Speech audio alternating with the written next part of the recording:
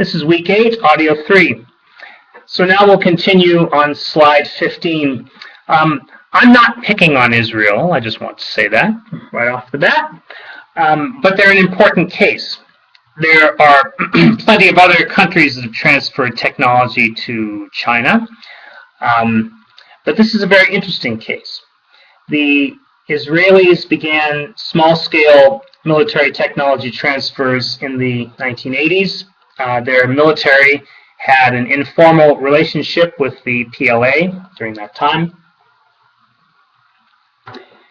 And as time went on and the relationship became more important, hitherto the Chinese had refused to recognize Israel diplomatically because of history of solidarity with the Palestinians, but that stuff pretty much went out the window with economics and military necessity, because a lot of military technology was transferred as they got into the early 1990s, particularly once the Americans stopped transferring military technology to China after 1989. So the relationship became more important, and in 1992, diplomatic relations were established between the two countries. And before that, after that, there was this Sino-Israeli Technology Exchange Center that was set up in a city near Shanghai.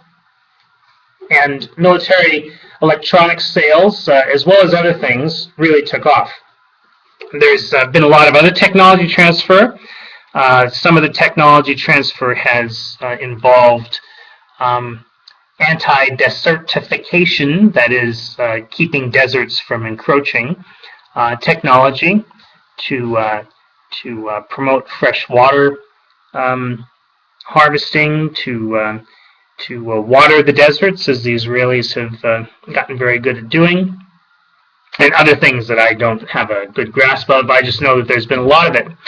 And there are regular gatherings in both countries, trade fairs between Chinese and Israeli companies to accomplish these goals.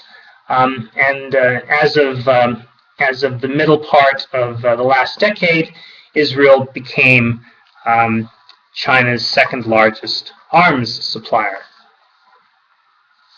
Going on to slide 16. So the U.S.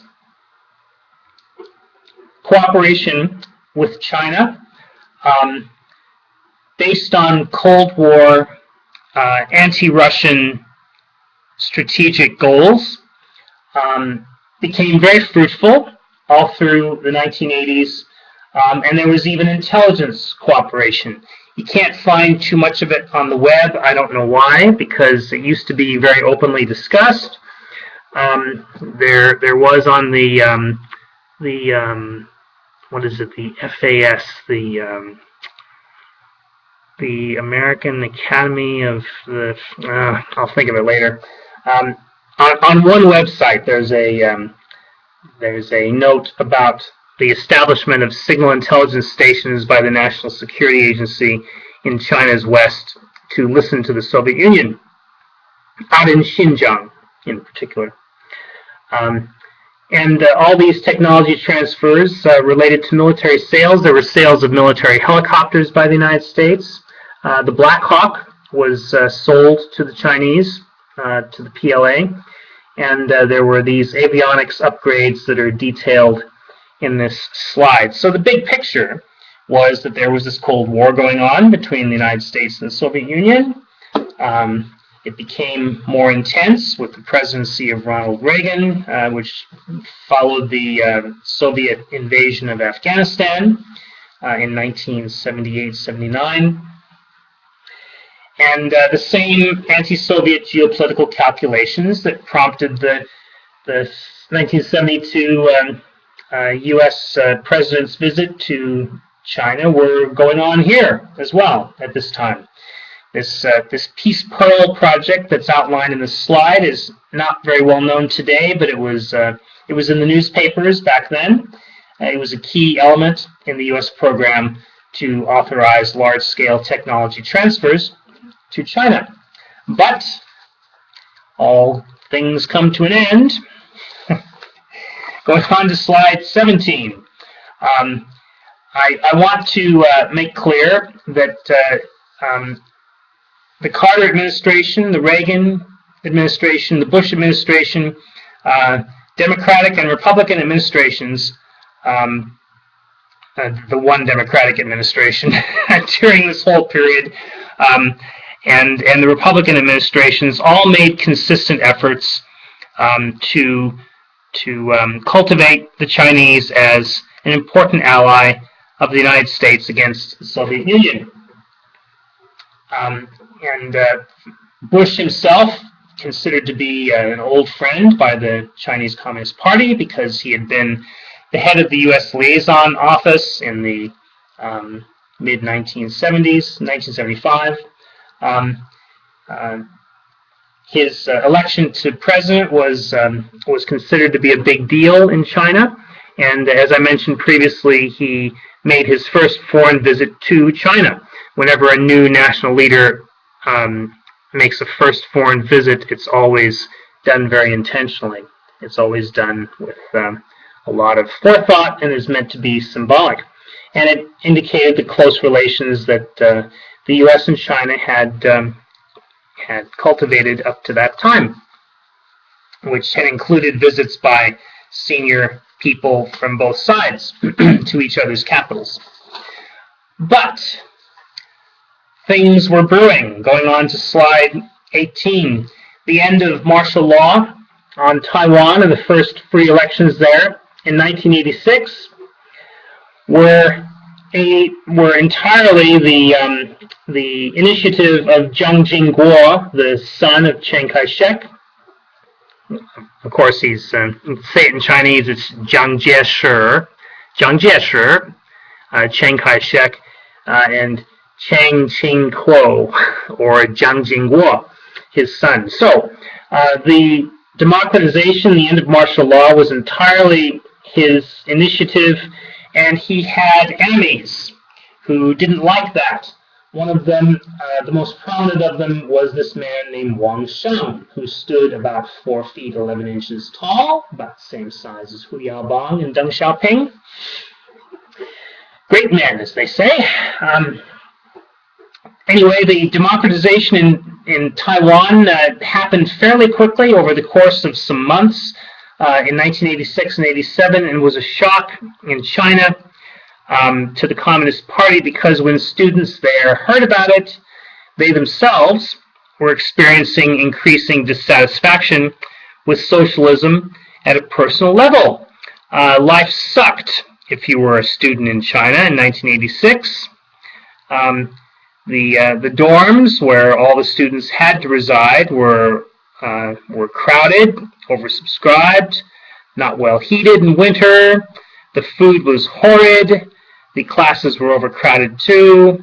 And when they heard that elections were being held in Taiwan for the first time, students demonstrated in Hefei, in central China, and in Beijing, demanding to know why elections were so impossible in China.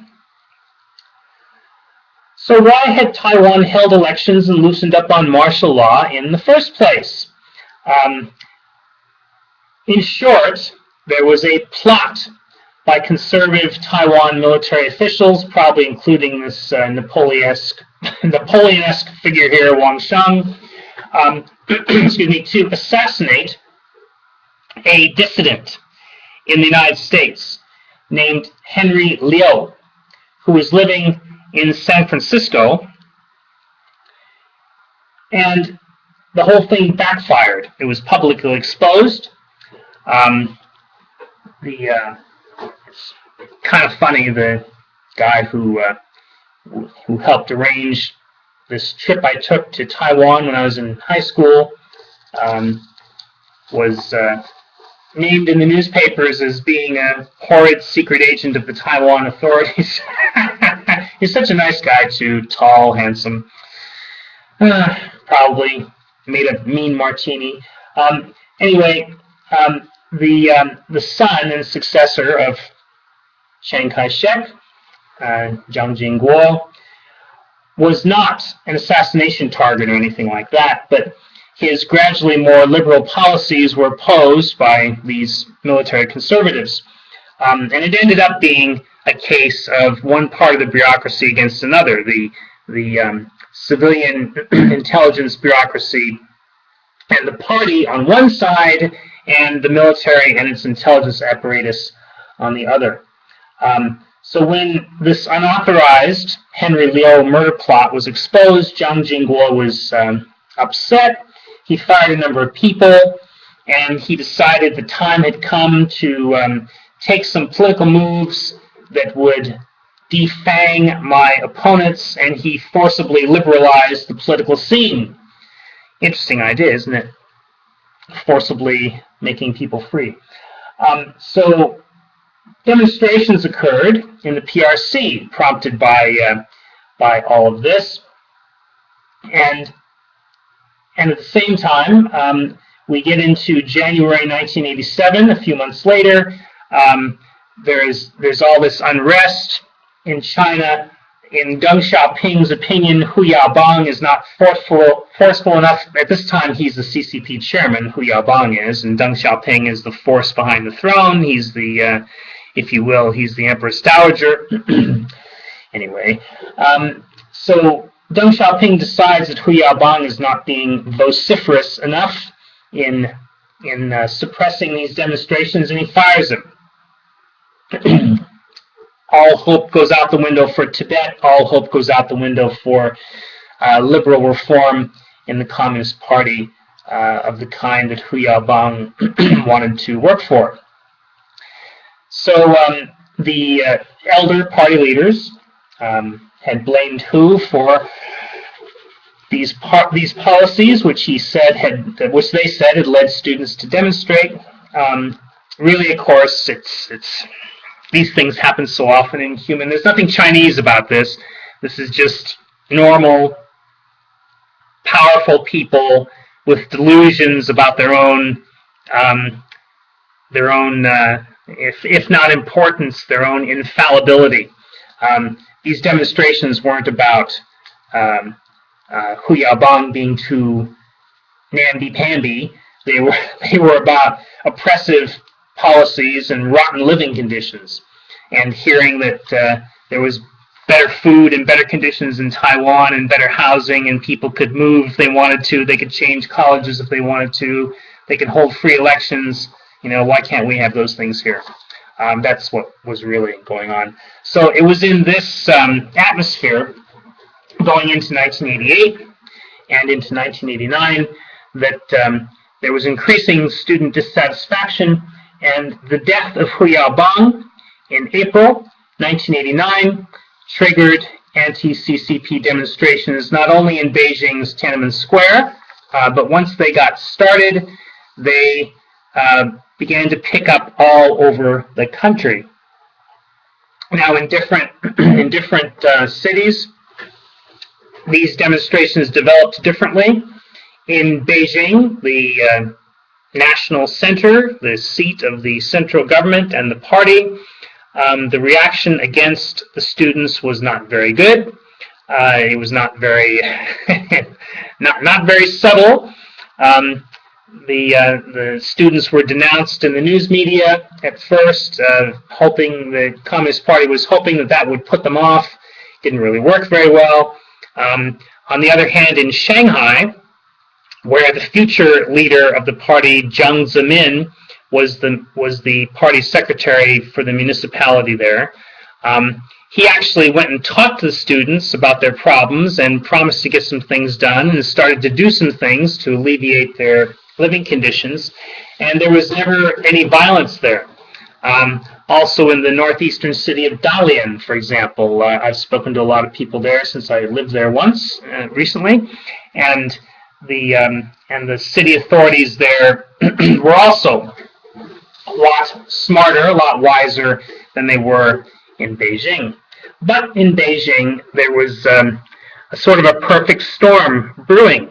Not only were the authorities tone deaf in dealing with the student demonstrations, but the Soviet President Gorbachev, Mikhail Gorbachev, was scheduled to arrive for a state visit in mid-May. And arriving with him were not scores, what am I saying, hundreds and hundreds of international media to cover the event. So that meant, of course, that there was this other event that they could cover. These unprecedented, strange, exciting demonstrations going on in Tiananmen Square that were spreading to other cities. Now, there's a lot of detail given about the events that led up to the crackdown that turned lethal between the 1st and the 4th of June, 1989, in the videos that I've posted in D2L. And so there's no point in my going through some sort of detailed treatment of all that, but to sum it up, the demonstrations were starting to lose steam, lose momentum, when in the first couple days, I think it was on the 2nd of June or the 1st of June, the students decided to, it had been going on for a while. The construction of this statue you see here had been going on for a while. The students decided to put this statue up because they were hoping that it would give some life to their movement. And this was like waving, I've always heard that bulls are colorblind, but we have this saying in English, don't we? It's like waving a red flag in front of a bull.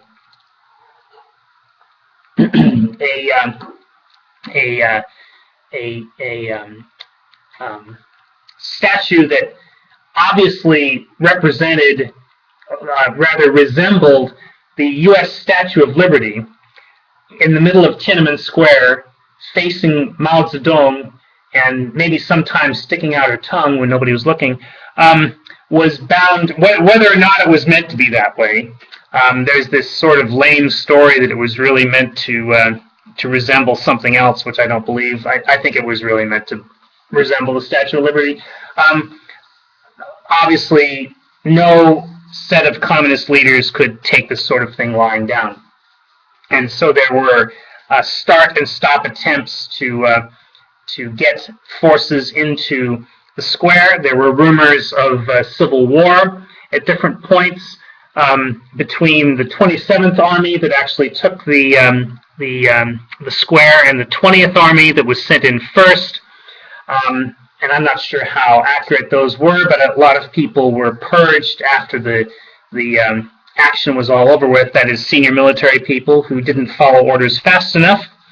And a lot of soldiers as well at a junior level were purged as well. There are books that you can read about this. The two most interesting ones, I think, are called Red China Blues by Jan Wong. That's W-O-N-G, and the first name is Jan, J-A-N, Jan Wong. Red China Blues. And China Hands, that's China and Hands, H-A-N-D-S, by James Lilly, who was the U.S. ambassador to China at the time. Lilly is spelled L-I-L-L-E-Y, that's L-I-L-L-E-Y, James Lilly. So James Lilly, China Hands, and Jan Wong, Red China Blues. If you want something to, if you're all charged up about China after the after the final is over with and you want some good summertime reading, both of these are very interesting books, even if you're not a China geek.